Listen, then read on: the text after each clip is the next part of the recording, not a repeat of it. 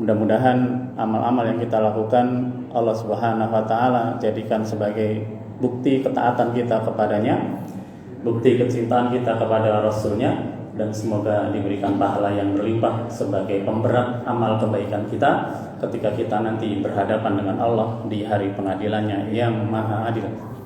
Salawat teriring salam semoga senantiasa tercurah pada junjungan kita Rasulullah Muhammad sallallahu alaihi wasallam beserta seluruh keluarganya, sahabat-sahabatnya, dan kepada segenap umatnya yang istiqomah hingga akhir zaman nanti.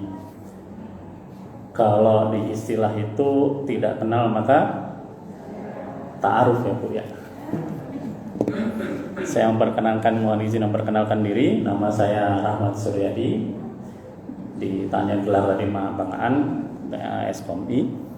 Saya tinggal di Bekasi Bu. Saya tinggal di Bekasi, tadi berangkat jam 4 saya Pak.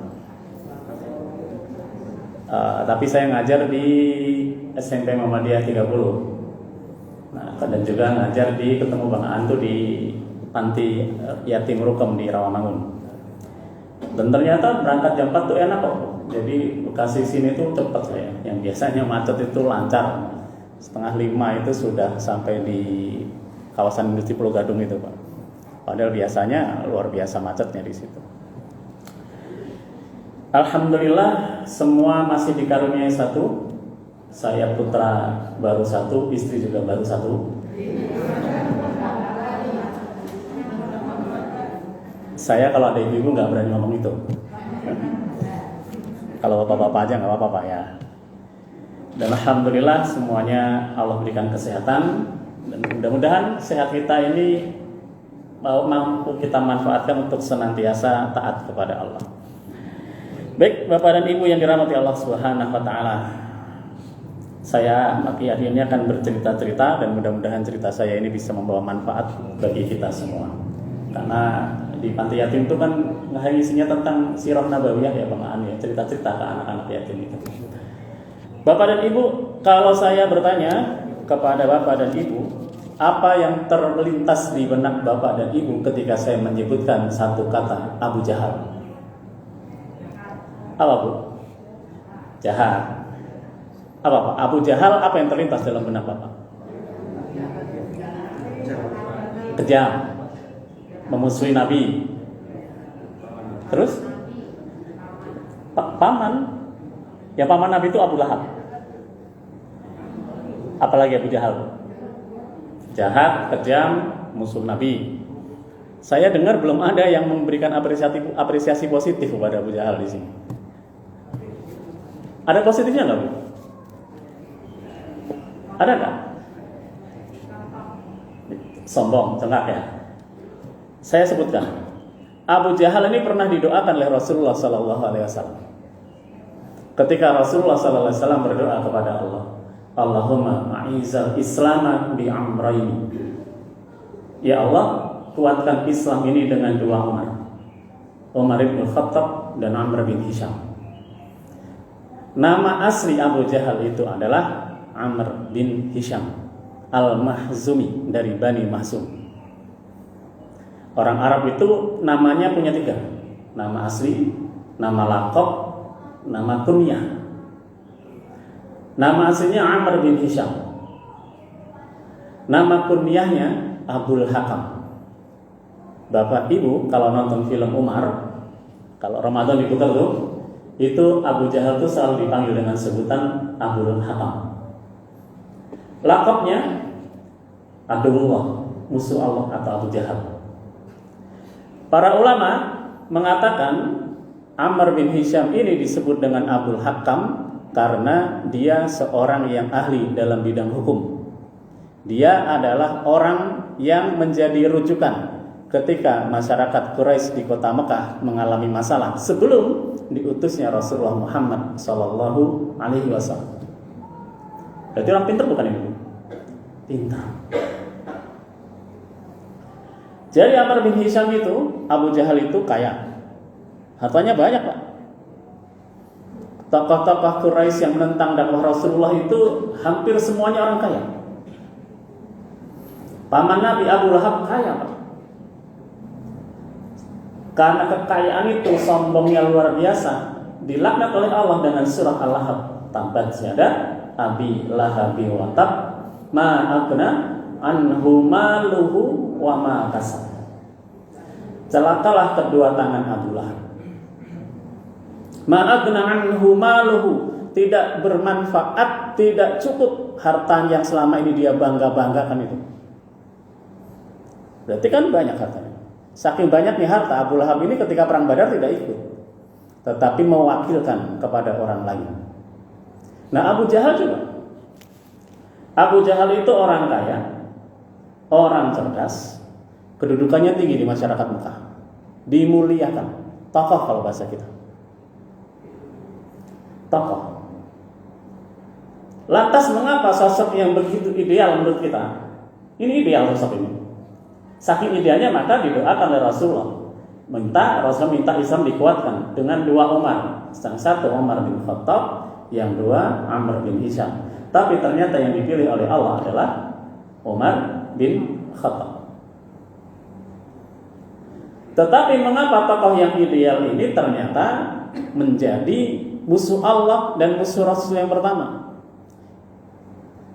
Ternyata hikmahnya, orang yang cerdas, orang yang kaya, orang yang berkedudukan tinggi di masyarakat ini, dia mengapa menjadi musuh Allah dan Rasul yang pertama? Karena dia yang paling besar keingkarannya kepada risalah Islam. Ini tokoh yang pertama. Saya sebutkan kemudian tokoh yang kedua. Bapak Ibu pernah dengar ya? Sahabat yang bernama Abdullah bin Mas'ud radhiyallahu anhu? Pernah dengar itu? Pernah? Sekilas pernah, cuma lupa saya. Bapak pernah? Abdullah bin Mas'ud itu salah seorang sahabat yang paling paham Quran. Nanti sahabat-sahabat Rasul itu ada yang ahli-ahli Al-Quran. Ada Ka'ab bin Malik, ada Abdullah bin Mas'ud, ada Abdullah bin Abbas. Nanti ini mereka memiliki murid-murid di tempat mereka berasal. Nanti murid-muridnya ini membaca Quran sampai pada kita sekarang ini riwayatnya. Kita baca Quran itu kan riwayat Hafs. Nanti ada riwayat-riwayat yang lain. Abdullah bin Mas'ud ini Bapak Ibu, itu orangnya kecil. Mengapa kecil? Karena dia anak seorang budak. Anak seorang budak tentu secara kehidupan ekonomi jauh berbeda dengan Abu Jahal. Saking kecilnya Ibnu Mas'ud ini, sahabat-sahabat itu pernah menyatakan, jika seandainya Ibnu Mas'ud itu ada di tengah lapang dan kemudian ada angin besar yang menimpa Ibnu Mas'ud, niscaya Ibnu Mas'ud itu akan terbawa angin itu. Saking kecilnya, jarang makan tuh.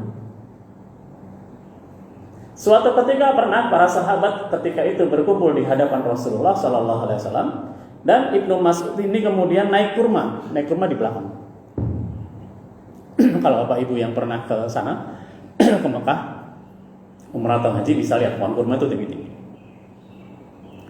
Dan ketika naik kurma itu, betisnya karena terkena angin tersingkap, terlihat, dan tampaklah betis Ibnu Mas'ud yang kecil itu.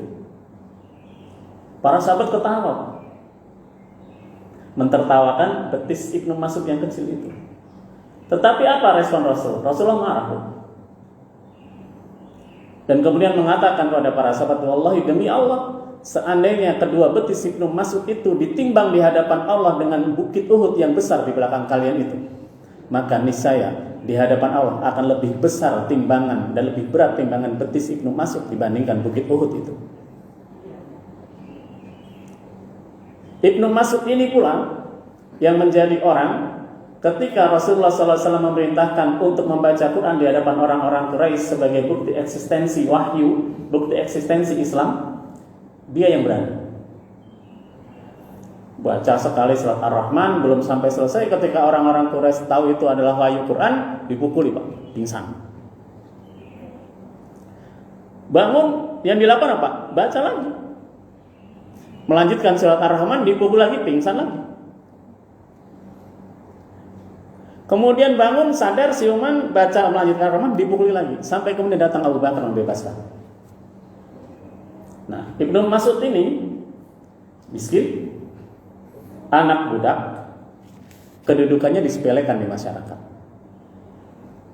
Tetapi dia adalah seorang mukmin, ahli tafsir, ahli fikih, dan Rasulullah sallallahu alaihi wasallam senang ketika mendengar Ibnu Mas'ud ini bertilawah. Apa hikmah yang bisa kita ambil dari dua tokoh ini, Pak, Bu?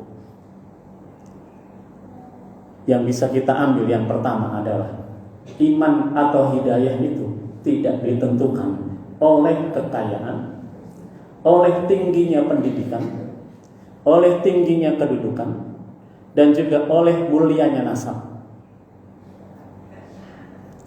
Maka ketika seorang manusia kita, sehebat apapun kita, secerdas apapun kita, setinggi apapun pendidikan kita, semulia apapun nasab kita, tetapi ketika kita tidak beriman kepada Allah dan Rasul-Nya, tidak mau kita menetapi agama Islam ini dengan sebaik-baiknya, selesai kondisi kita. Tidak ada artinya di sisi Allah. Maka di surah At-Tin, Allah Subhanahu wa taala berfirman kepada kita, laqad khalaqnal insana fi ahsani taqwim. Sungguh telah aku ciptakan manusia itu dalam bentuk yang sebaik-baiknya. Bentuk yang sebaik-baiknya itu bukan hanya fisik, tapi juga akal, hati. Tetapi ketika bentuk yang sebaik-baiknya ini tidak dirawat, tidak kita manajemen untuk taat kepada Allah dan Rasul-Nya, tsumma radadnahu asfala safilin. Tapi dia akan bisa terjun, akan bisa turun ke dalam tempat yang sedalam-dalamnya, itu neraka jahanam. Nah, kita sekarang, zaman dulu Bapak Ibu, dan sampai sekarang, yang membuat manusia lalai dari Allah dan Rasul-Nya, yang membuat manusia lalai dari tuntunan agama itu, yang paling besar pengaruhnya adalah yang pertama harta, kemudian ilmu, kemudian tahta, kemudian juga nasab. Orang itu paling banyak lalai itu ketika kita dikaruniai harta yang banyak, maka kebanyakan kita memberikan menjadi manusia yang sombong. Kalau miskin nggak sombong kita. Apa yang mau disombongkan kalau miskin? Tetapi ketika sudah kaya, sudah mampu, berubah itu, Pak. Dan seperti yang saya sampaikan tadi, seluruh penentang dakwah Rasulullah di kota Mekah itu semuanya orang-orang kaya. Abu Jahal, Abu Lahab, Umayyah bin Khalaf. Umayyah bin Khalaf ini majikannya Bilal bin Rabah. Utbah bin Rabi'ah. Utbah bin Rabi'ah ini adalah orang yang diutus karena dia cerdas, dia pandai, dia ahli hikmah. Dia diutus untuk bernegosiasi dengan Rasulullah SAW tentang dakwah. Maka Bapak Ibu pernah dengar kisah ketika ada utusan dari Quraisy itu minta kepada Rasulullah untuk menghentikan dakwah. Nanti kalau Rasulullah mau menghentikan dakwah, dia akan diberikan seluruh harta orang-orang Quraisy. Dia akan diangkat sebagai pemimpin Quraisy dan dia akan dicarikan istri yang paling cantik sejazirah Arab. Tetapi Rasulullah menolak itu dengan mengatakan, seandainya mereka meletakkan matahari di tangan kananku, bulan di tangan kiriku, maka aku tidak akan menghentikan urusan ini. Ini sangat terkenal. Ini Utbah bin Rabi'ah. Nah, jahiliyah itu sekali lagi itu tidak dipengaruhi yang paling bodoh, kemudian yang paling miskin, yang paling kedudukan rendah, tidak. Tetapi jahiliyah itu adalah dipengaruhi adanya iman di hati kita. Ini sangat penting karena kita hidup di zaman yang penuh dengan fitnah. Kita hidup di zaman yang suatu kebenaran menjadi salah, suatu kesalahan bisa menjadi benar. Kita hidup di zaman yang seluruhnya itu dipoles. Ibu sekarang kayak yang lagi viral itu kan yang di Jawa Timur itu kan ada yang ngaku Gus itu, Pak. Gus ya, ada yang ngaku Gus itu ya. Gus Samsudi. Mas Udin lah kita manggilnya. Karena kata Gus itu kan anak kiai, Pak. Karena Gus ini menjadi ini loh Pak, menjadi samar dan sangat mudah. Saya tuh punya teman sekolah, saya tahu Bu, bapaknya itu saya tahu. Ketika dia sudah mendirikan pesantren, dipanggilnya Gus. Oh, saya juga kaget loh, dipanggil Gus. Nah ini Mas Udin ini kan sekarang lagi viral karena apa? Mengaku mengetahui hal-hal yang gaib, mengaku mengetahui tentang ilmu Quran, tapi ngaco. Yang terakhir kemarin dikatakan, beliau mengatakan bahwa dalam Quran itu ada surah tentang jin, ada informasi tentang jin, dan beliau mengatakan ada di surah An-Nas. Ini videonya lagi viral Quran ya. Dia mengatakan alladzi yuwaswisu fi sudurin nas minal jinnati wan nas. Yang kacaunya ketika dia menerjemahkan bahwa sesungguhnya Allah menciptakan jin dan manusia semuanya untuk beribadah kepada Allah. Padahal terjemah ini ada di Quran surat Az-Zariyat ayat 56. Wa ma khalaqtul jinna wal insa illa liya'budun. Dan itu keluar di podcast loh.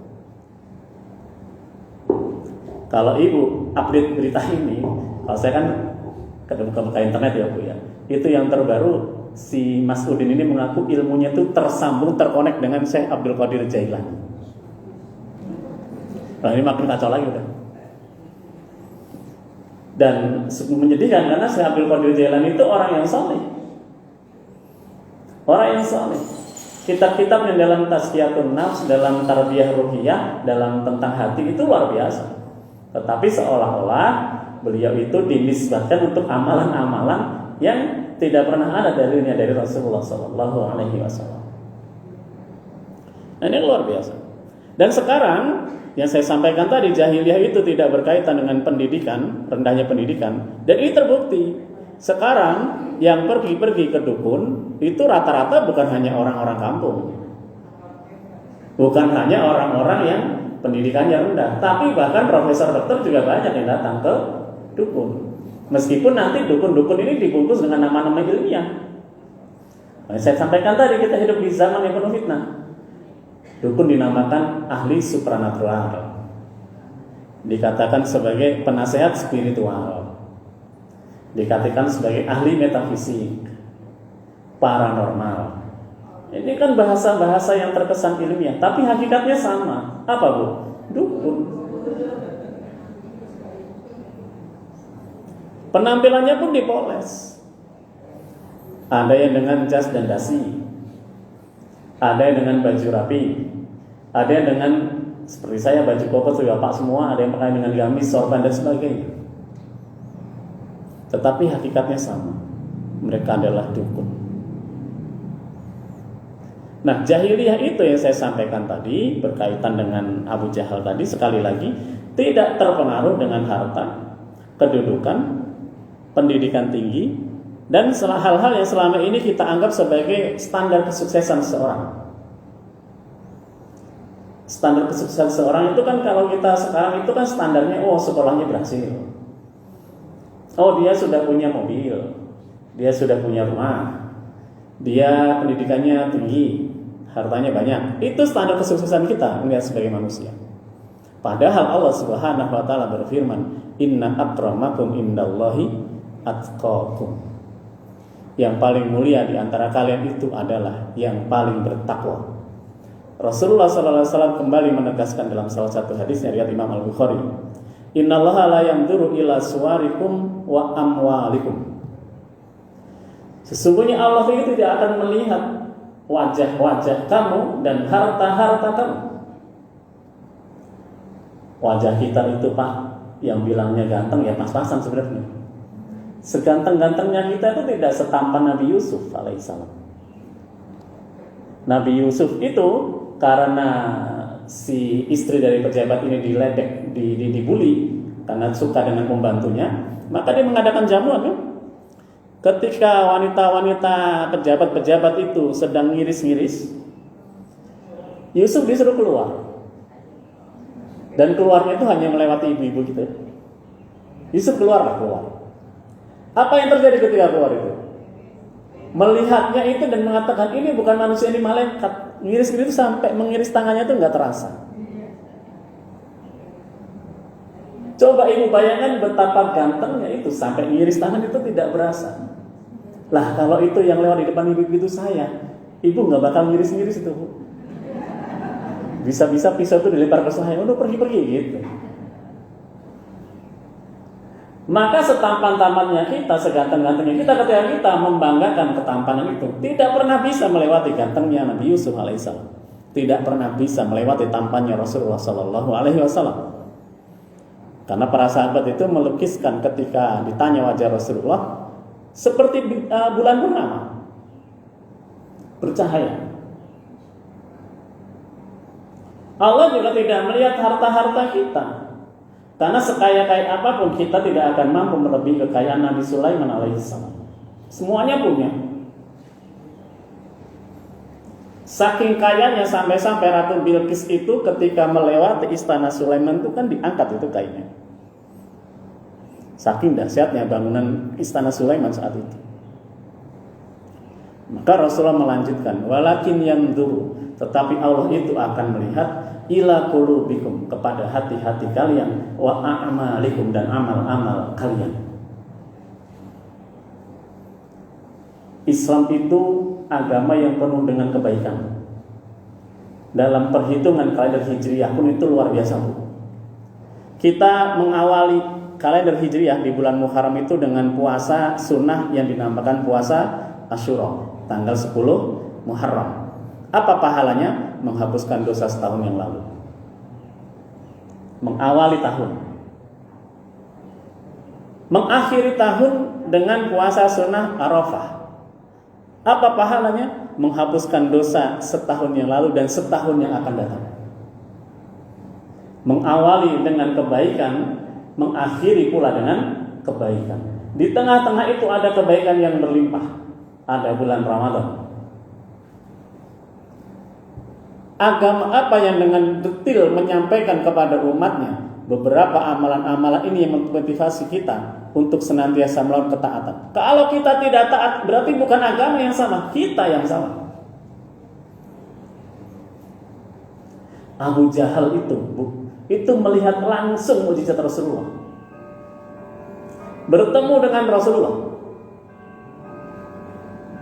melihat keseharian Rasulullah, meyakini Rasulullah itu tidak pernah berdusta. Maka julukan Rasulullah itu adalah Al-Amin. Tetapi ketika diminta untuk memberikan loyalitasnya kepada Allah dan Rasulnya, diminta untuk mengikuti risalah Islam, nolak ya. Karena dia merasa yang pertama lebih senior, yang kedua lebih kaya, dia merasa sudah menjadi seorang tokoh, dan dia merasa pendidikan dia juga tinggi. Abdul Hakam tadi saya sampaikan. Nah, hal-hal ini biasanya membuat kita juga ketika diberikan pencerahan, diberikan masukan, diberikan koreksi, biasanya juga ngeyelnya karena itu.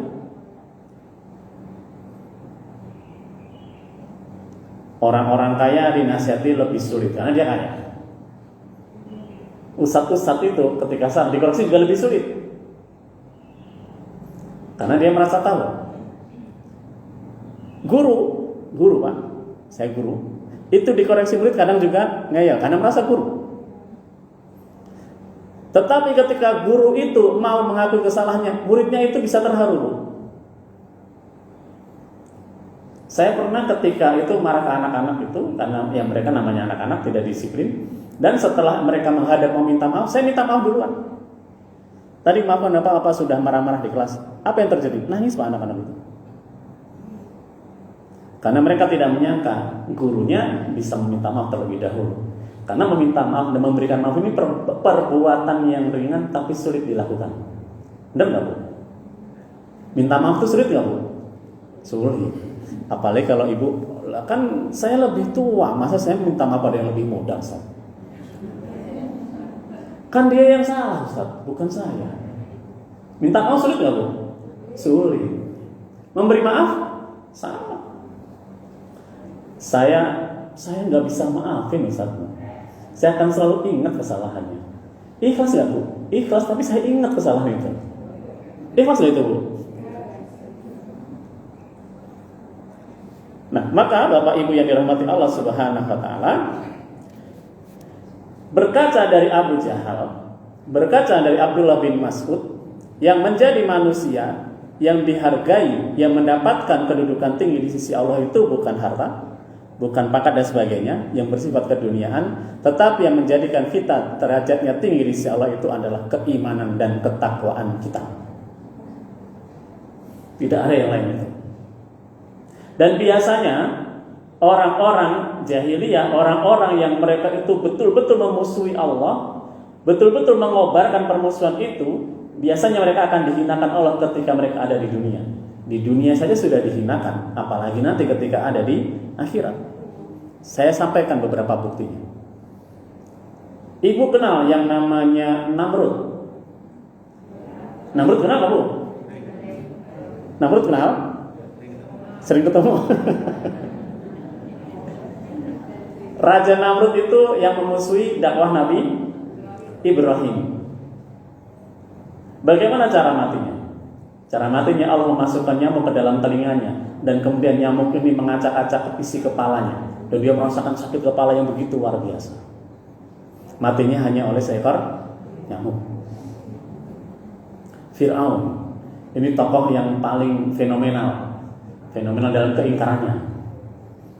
Matinya hanya dengan air tenggelam. Qarun, si orang kaya yang bahkan untuk membawa kunci-kunci kekayaannya itu tidak cukup hanya manusia, tapi dengan berpuluh-puluh keledai. Matinya masuk ke dalam tanah. Jadi kalau Bapak Ibu baca kitab tafsir itu, Qarun itu ketika itu ada di rumahnya, tahu-tahu tanah itu tenggelam, atau tanahnya ambles, langsung terkubur. Jadi nggak ada tanda-tanda retak dulu, itu nggak ada. Jadi langsung ambles, langsung dikubur. Abu Jahal, Ibu tahu cara matinya Abu Jahal? Dia terbunuh di perang Badar. Yang membunuh adalah 3 orang. Yang melukai, memotong betisnya itu adalah 2 anak muda yang ketika itu usianya sekirang lebih 15 tahun, yang bernama Mu'awad bin Afra dan Mu'ad bin Amr bin Jamuh al-Ansari. Ini 2 anak muda yang pada saat itu usianya kurang 15 tahun. Ketika perang Badar dimulai itu dia bertanya kepada Abdurrahman bin Auf, 2 anak ini, "Ya ammi, ya paman, aina Abu Jahal?" Ya paman, yang mana Abu Jahal itu? Abdurrahman bin Auf kan heran, Pak, ada anak kecil bertanya. Kalau 15 tahun itu, kalau sekarang itu paling kelas 2 atau 3 SMP. Mu'awad bin Afra kemudian mengatakan, "Aku mendengar Abu Jahal ini yang paling keras memusuhi Rasulullah, sering memaki-maki Rasulullah, sering menghina Rasulullah. Apa yang hendak kamu lakukan, nak? Aku ingin membunuhnya, Mama." Kalau bahasa kita, Pak, ini anak-anak kecil ini mau ngapain bunuh Abu Jahal? Tapi karena mereka bertanya, Abdurrahman bin Auf menunjukkan itu yang sedang ada di kuda itu Abu Jahal. Apa yang dilakukan kedua anak itu? Langsung datang menyerang dan betisnya itu ditebas, Pak. Kalau Bapak baca Ar-Rahimul Mahtum, itu dilukiskan itu. Ditebas dan putus. Dalam bayangan saya, anak sekecil itu bisa membawa pedang dan menebas putus betis Abu Jahal. Terjatuh dia, tapi belum mati. Akhirnya membunuh adalah yang saya sebutkan tokoh kedua tadi. Siapa itu? Abdullah bin Mas'ud. Abdullah bin Mas'ud ini ketika di Mekah yang paling sering menyiksa Abdullah bin Mas'ud adalah si Abu Jahal. Maka ketika melihat Abu Jahal itu sudah, bahasa kita udah sekarat lah ya, itu ditanya oleh Ibnu Mas'ud, "Ya Abu Jahal, ya Abu Jahal, sekarang siapa yang akan menang dalam pertempuran ini?" Ini dasar Abu Jahal ini orang sombong ya Pak ya. Dia masih mengatakan, "Sampaikan kepada temanmu," maksudnya adalah Muhammad, "sesungguhnya aku akan menangkan pertempuran ini." Padahal dia udah sekarat loh. Akhirnya oleh Ibnu Mas'ud kemudian ditebas kepalanya dan diberikan kepalanya itu kepada Rasulullah sebagai bukti bahwa Abu Jahal sudah mati. Dihinakan, Pak, yang membunuh anak kecil, yang menyelukai anak kecil, yang membunuh adalah budak yang selama ini dia hinakan. Abu Lahab, ibu moto matinya. Dia ketika perang Badar tidak ikut, ketika selesai perang Badar, pasukan Quraisy kalah. Dia sumpah serapalah, ngomong lah kalau bahasa kita itu menyombongkan diri. Waduh, coba saya ikut pasti akan menang gini. Ternyata setelah itu dia diberikan sakit kulit oleh Allah Subhanahu wa taala. Sakit kulit dan korengan dan memenuhi seluruh tubuhnya. Saking baunya, dia sampai-sampai dikeluarkan dari rumahnya. Keluarga itu nggak mau. Dan ketika mati, karena tidak ada orang, semua orang itu jijik untuk ngurusin jenazahnya. Bagaimana nguburnya? Dia dilempari batu sampai batu itu menimbun seluruh tubuhnya.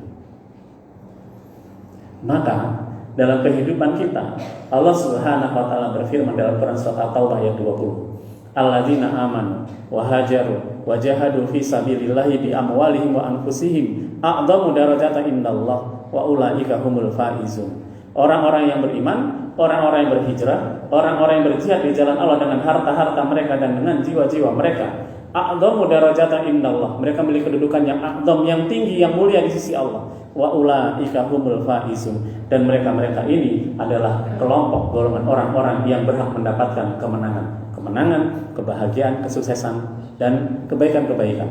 Maka dalam azan itu setelah Allah mengumandangkan hayya 'alas shalah disusul dengan hayya 'alal falah.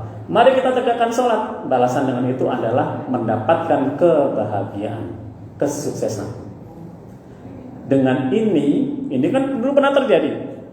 Maka yang bisa kita lakukan saat ini adalah mari kita berlomba-lomba, berfastabiqul khairat, berlomba-lomba dalam kebaikan, berlomba-lomba dalam menyebarkan kebaikan. Kebaikan itu jangan buat sendiri, tapi ditransformasikan, disebarkan, didistribusikan dengan mengajak orang untuk sholat, mengajak orang untuk bermajelis ilmu, mengajak orang untuk menjaga lisan, mengajak orang untuk menjaga pandangan, mengajak orang untuk senantiasa memberikan hal-hal yang positif, memberikan semangat hidup, memberikan motivasi, memberikan solusi. Itu musimnya ideal.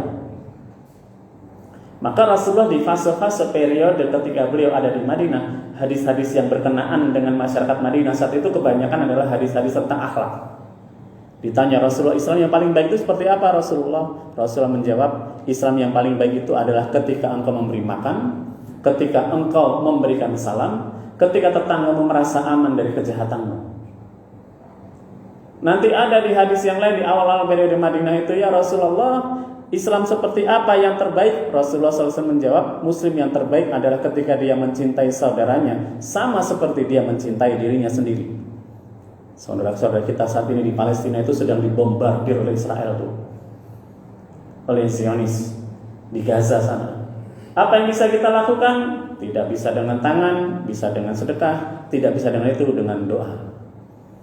Maka untuk mengakhiri kajian subuh kita pada pagi hari ini, saya menghimbau dengan kisah dua tadi, mari kita ambil hikmahnya bahwa seluruh apa yang bersifat keduniaan itu sifatnya fana, tidak abadi. Yang namanya dunia itu berganti, terus berputar. Yang sekarang miskin, besok bisa jadi kaya. Yang sekarang susah, besok bisa menjadi senang. Terus berputar. Karena memang dunia itu fana, tidak abadi. Yang abadi adalah ketika kita nanti di akhirat, mau ada di surga atau di neraka. Ibu mau berjumpa Rasulullah dan Nabi Yusuf atau mau kenalan dengan Fir'aun dan Qarun, terserah. Kan Allah memberikan pilihan itu kan.